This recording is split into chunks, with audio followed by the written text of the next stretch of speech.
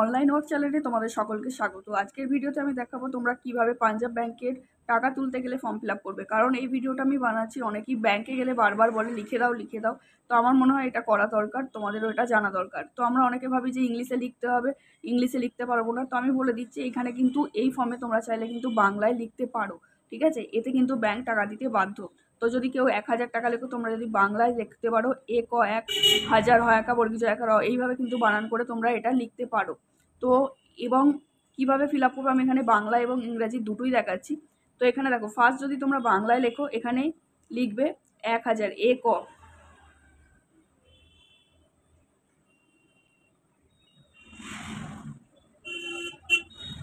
তো এইভাবে 1000 টাকা মাত্র লিখে দেবে। আর এখানে বাংলাতেই লিখবে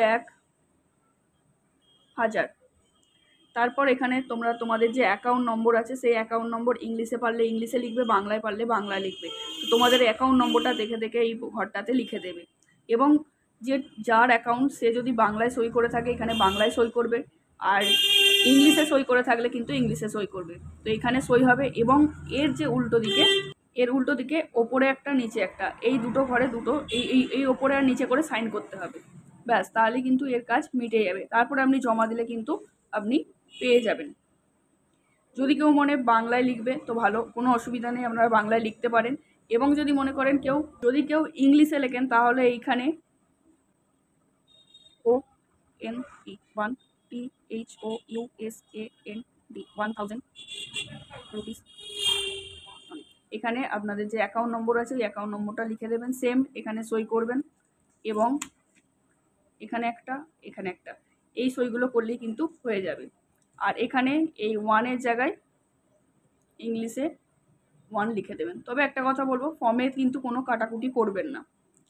দ্বিতীয়ত, যদি কেউ সাইন করতে পারেন না, হাতের ছাপ দেন, তাহলে সেক্ষেত্রে একজনের কিন্তু সাক্ষী দিতে হয়। এবং এর ফর্ম ফিল আপ হচ্ছে এখানে সেই ব্যক্তির, যদি তার নাম মানব হয়, MA মানব তুলে, এবং ও কোন হাতে সাইন করছে বা টিপ সই দিচ্ছে সেইটা আপনাকে এখানে লিখতে হবে। বাঁ হাতে করলে LTI, সেম এখানে তার নাম হবে এবং নিচেতেও তার নাম হবে।